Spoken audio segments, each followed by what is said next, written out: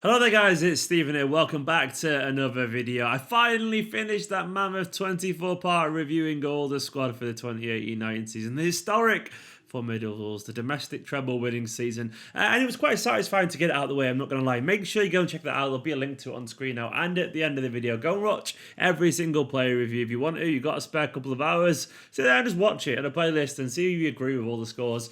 Today, I'm going to finalize this kind of like review bit in terms of individuals, because we're going to do Guardiola, Mr. Guardiola. I think as well tomorrow or Thursday, I'm going to do an actual overall season review, like a big epic one. Just looking at loads of little things in terms of like just success on the pitch, youth players, player of the season, all that kind of stuff. But today I'm going to look at Pep Guardiola because he's fantastic, isn't he? Where do you start with someone like Guardiola? Just a phenomenal manager. I'm already dreading the prospect of him not being our manager one day in the future because there is no one like him in football. There is no one that has this dominance, this style that consumes teams. There's no one like him at all. He's a one-off unique player. He was a good player. He's a one-off unique manager, and I'm dreading it. I'm genuinely dreading it. I don't think we can clone him. I don't think we can get anyone who can step in and do as good a job, honestly, because I think he's raised the standards of English football. I think he's that good. Now, that's 2 seasons now that we've averaged 99 points. To go from a 100-point winning season, a season where the players did absolutely everything in the league, they could have been easily complacent, but to go from that and still achieve 98 points to a Liverpool team breathing down our necks, it's absolutely special, genuinely special. Just the one signing in the summer that he got granted, it was Riyad Mahrez. Obviously, he wanted someone for defensive midfield position, but he didn't complain. He just got on with it because that's what Guardiola does. He knows he had a fantastic squad, and he just made the most of it. And the season obviously did have a few setbacks here and there, a couple of defeats, notably Leicester, the big one against Newcastle, of course. It was a little defeat against Chelsea, which is no shame in that because Chelsea can be very good in their day. But it wasn't a perfect season in the league. There was a few times where it looked like we'd messed up. Obviously, we got to the Liverpool game in January where we could have been 10 points behind if we'd lost that game. That would have been the league over. It would have been the league over. But we were fantastic, and Guardiola got the team really motivated. He put in a makeshift kind of back four given injuries. Danilo was at right back, hadn't played much. Laporte was at left back. Kompany came in from the cold, hadn't played much either. And the defence was very, very good that day. He got so much intensity out of the team. He got battlers, he got warriors, he got a performance full of brim and desire, and he made them step up over and over again. Obviously, we saw how seriously he took all the domestic trophies as well. I love that he did play some young lads in the League Cup in particular, in the Carabao Cup. A few of them did get some game time, like Sir Felix Demetriou got on. Obviously, Paveda got a game. Foden played plenty. Eric Garcia as well. It was really nice to see those young lads be involved, with Muric obviously getting plenty of game time in the run up to the final as well. And also then in the FA Cup, we took it so seriously. Now, we did get lucky with some of those draws, but I loved how seriously Guardiola took that competition. He was saying to these players that winning breeds winning, success breeds success, and he showed absolutely no signs of let up. And most notably, it happened after a couple of poor performances as well, where basically you put the players out as if to say, you're going to make a point, you're going to go up there, you're going to rectify your mistakes, and you're going to go beat these teams in front of you, even if they are lower league teams. And he set this high standard throughout the season, which is epitomised by everything we saw from the documentary last season. We all saw that footage on the All or Nothing where he was like, if you're tired, fuck you, I don't care. Essentially, he's such a passionate motivator that there was no room for slacking from anyone. And he was so obviously brutally honest in terms of how he was treating players. He said that Mahrez wasn't happy at one point. He admitted that Otamendi wasn't happy about game times. He said countless times that you want to see happy faces and none of this sulking in training. He obviously showed to players that if they played well and they trained well, they would get a chance. No more than Zinchenko, a man who earned his chances, got into that team by sheer effort and desire alone. A little bit of luck, definitely, but he impressed Guardiola with his attitude. And even at one point, even though I don't think it turned out very well, he said he started Fabian Delph in the Champions League just because he played well in training. I know I wouldn't have chosen myself. You got to admire that conviction from the guy. You got to admire that willingness to give people who've earned a chance in training an actual chance. And it's why we saw some very tough decisions this season. Sane didn't play anywhere near as much as he wanted to, admittedly. Guardiola, though, he didn't play him because other players were playing better or other players were training harder. Other players seemed more focused or seemed more in tune with their team. What other team would genuinely leave someone like Riyad Mahrez on the bench for like months at end. Morris didn't play hardly at all for around January, February, March, I think, for what I can remember. I think he played something like 2 or 3 games in the league, started 2 or 3 games during that period.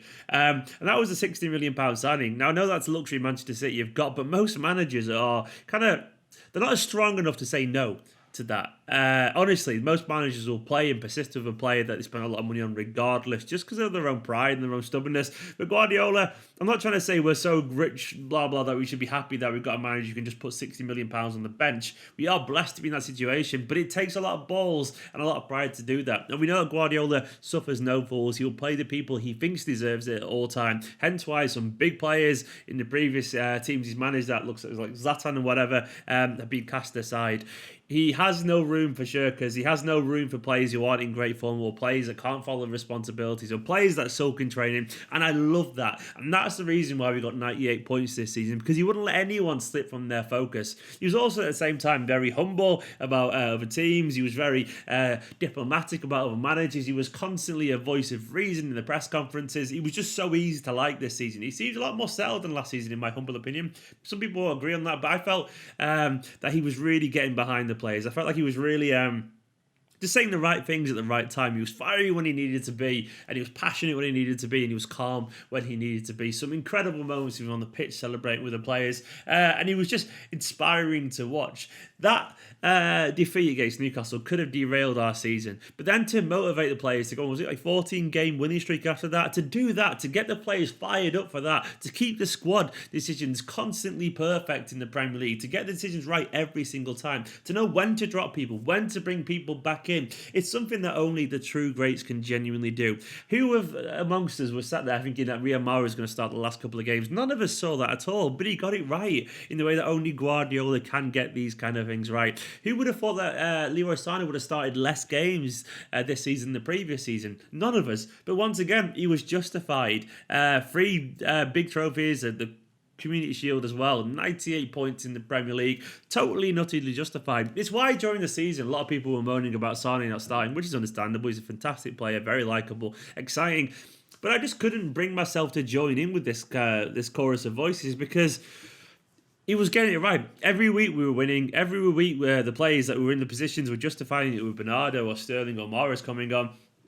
And I couldn't complain about Sane not starting as much as I like him, because I was like, well, Guardiola knows what he's doing. It's weird to have this kind of like unwavering faith in a manager that you can just trust to get it right every single time. And that's what Guardiola can do, honestly. This is just something I forgot to say in the video as well. Little decisions like the Phil Foden treatment. Now, basically, he's got a lot of stick for not using young players throughout this season, but the way he used Phil Foden in general throughout his campaign was great. He gave him more and more responsibility, and the absolute boldness of what he did against Spurs. To start a guy so raw and so young and so lacking experience at the highest level in a game that big against Spurs at home, in a game where the season could have fallen apart after everything, that just takes so much balls. It genuinely does. And this is Guardiola. He's a man that trusts his instincts. And obviously, he was rewarded with Foden scoring the winning goal. I just have to say that, because those kind of decisions that make great managers great. And given the squad we've got, given the players we've got, he could have easily played someone else there, but he trusted his instinct, and that's what sets the greats apart.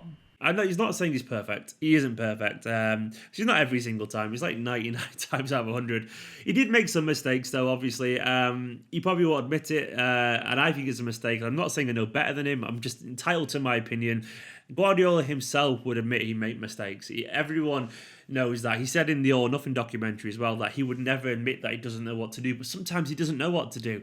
So he's not perfect, essentially. And I think in hindsight, you'll look at a couple of moments ago, maybe I should have done this and that. The most notable mistake, and the only real one to me that massively stands out, was the playing of the slightly weakened team against Spurs. It nearly did come off, I will give him that. But I still feel like this kind of recession and this kid sitting back, and when we basically allowed an out-of-form Spurs team to have most of the ball, we weren't as dominant as normal, and we played a few weaker players. I feel like we generally could have ended that time in the first leg if we'd played with the intensity and the desire that we could have done. It felt like a misstep for me. I know we were resting players for the big league games around it, which was justified. It just feels like the balance is a little bit off. And then he brought on, I think it was De Bruyne and Asana for like a minute or something like that. That just felt stupid as well. There was rumours going around at the time that he was arguing about with the coaches on the bench, that if he brings them on too early, it'll show the players that he's anxious and it'll be a sign to rush forward and he was scared of the second goal going on. But if he brings them on too late, it might not have, and eventually he barely brought them on at all. So there was lots of moments where even he would admit that he doubted himself at times. But this is what happens, I guess, in management. This is what happens in football. But in general, he's done something that is genuinely historic. I can't believe how good Guardiola is. Breaking win records, breaking winning streak records constantly, getting his team to score record amounts of goals and all this kind of stuff. Doing something that's never been done before in English football, a domestic treble. And then the Community Shield, which he argued is an actual trophy. I'm happy. If he wants it, he can have it. But basically, 4 pieces of silver were lifted by Manchester City players this season. And that is something that was I'm never going to see again, I'm almost certain. Maybe we'll do it again next season, I doubt it. But the domestic treble, that is genuinely a unique moment. To also beat every single team at least once in the league for consecutive back-to-back seasons, something that's not been done for over 100 years. Only one other team have done it, and that was Preston in the 1800s, like 1880 something, 1890 something. That is just sensational. The dominance in an era of money, the dominance in an era of super teams, of the big six, to beat every single team. These aren't poor paupers. These aren't the little kind of, these aren't the little kind of underdogs, all these teams, Uniteds and your Arsenals, your Spurs and your Chelseas, your Tottenhams, and I've said that already, Tottenham, said them twice, your Liverpools.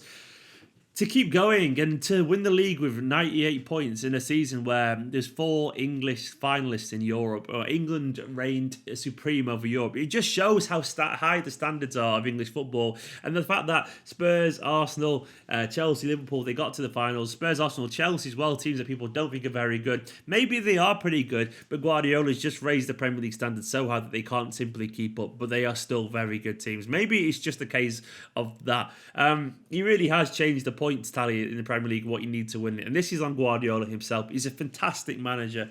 In terms of a score, I think for him, I want to give him 10, but I think even a 10's a perfect season. And I think it's a perfect season winning every trophy. I think for Guardiola's own standards, I think a 10 would be winning the Champions League, and even if he didn't win all the domestic trophies, a Champions League and a Premier League double would be a 10, because that is better than 3 domestic trophies.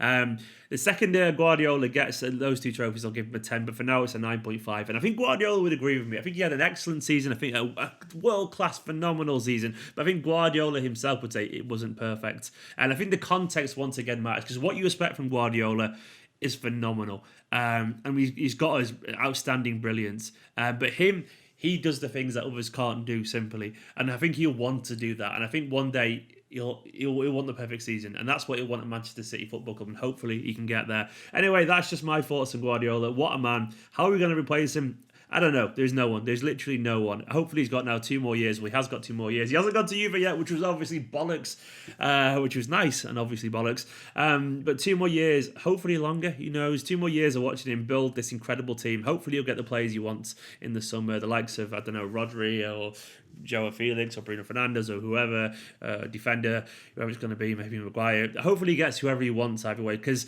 even now, I guess he says it all that even now when I see some of the players that we're linked to, like Harry Maguire, totally uninspiring potential signing, but I still think, you know what, if Guardiola had him, he'd be good, he'd be better.